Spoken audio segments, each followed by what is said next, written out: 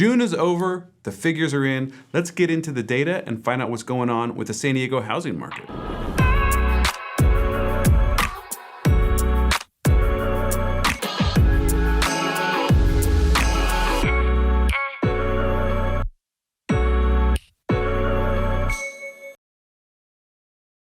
What's happening? JC Agajanian here, broker associate with the Whistle Realty Group, bringing you the monthly market update as I always do. We like to focus on the leading indicators because there's tons of data points that we are offered by the Association of Realtors every month. They collect lots of data and we have to break it down and figure out what it is telling us about the market, where we're at now, where we've been, and more importantly, where we're going and how it affects you. That's my job. So let's get straight into it. The first couple pieces of data are actually lagging indicators. They're kind of telling us where we've been, but they tell us a story that I have verbally been having individual conversations with people on a regular basis. And the overall theme is there's simply fewer transactions taking place right now. So the example here is the new amount of listings coming on the market. Like how many new properties are coming on right now from the June data that we've just collected versus last year's June data? Well, the numbers are down huge. The amount of new listings coming on the market are down 41%, right? So there's nearly half as many people putting their home on the market this year, this summer, than there were last year. And the amount of closed sales, which is also a lagging indicator because it's something that has happened in recent history here, is also down. So we've got fewer homes coming on the market and we've got fewer homes to a lesser degree, about 26% going off the market. So in general, I've been telling people, yeah, we've just got kind of fewer transactions taking place.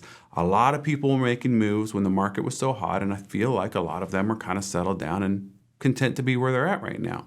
Well, take a moment and look at the median sales price as well, even though that is certainly a lagging indicator telling us what has not only come on the market, then had a little bit of market time, then gone through escrow and finally closed. So this could be up to 2 to 4 months lagging of data, right? But it's important to know where we're at because if you'll remember, we actually had a significant period of time just last year with prices falling every single month, probably since May-ish, all the way through December last year, we had depreciating values. Overall, though, it was only about 12 to 15% on the entire county, and we were gaining that kind of numbers every single year for several years prior. So we're calling that a definite correction and no crash that took place. But despite all that, our median sales price is actually up 2%. From June of this year compared with June of last year, taking into account the whole second half of last year going down.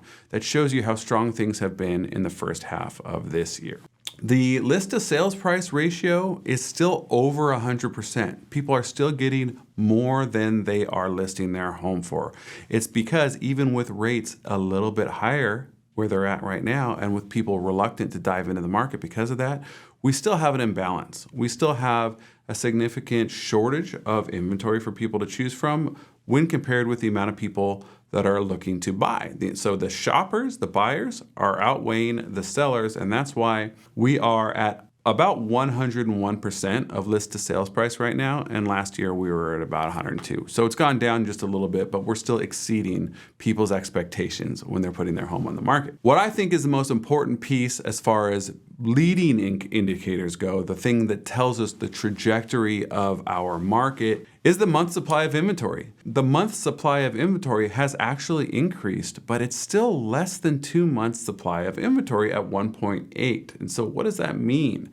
It means that basically what I just said a minute ago. There are still significantly fewer homes for sale than there are people who want to buy them. And it's not quite a neutral market with sellers and buyers because we need that month supply of inventory number to be up in the 3 to 5 month range. Probably 3 to 4 is really a neutral market. You start going beyond that, and it's actually going to become more of a buyer's market, holding the cards, being able to write lower offers and demand more terms. In this situation, it's still a seller's market. People are still getting more than they're asking for their homes. We are still seeing Maybe not 20 or 30 offers on a home. In some cases we are, but we're still seeing multiple offers on the majority of homes that are priced right and presented well. And they're getting 101% of their list price. So they're getting more than they're asking and they're selling quickly.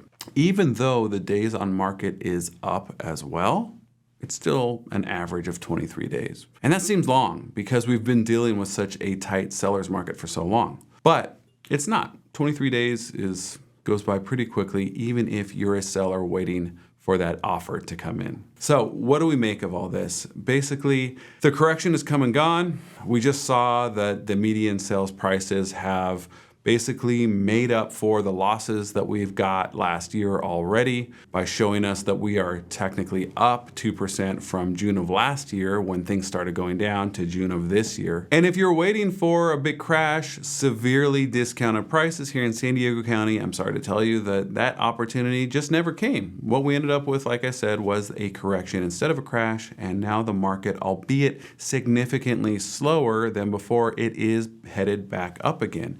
And I wouldn't be surprised if we see a roughly 3 to 5% appreciation once the year is said and done come December this year. We're definitely moving upward again at a much more modest, much more sustainable pace than the double digit and even teen numbers that we saw over the past several years. So what does it mean for you? Well, I've been telling a lot of people that even though the rates are not the most desirable right now, we will likely see a refinance opportunity once these inflation figures come under control because the 30-year rates often follow the inflation rates.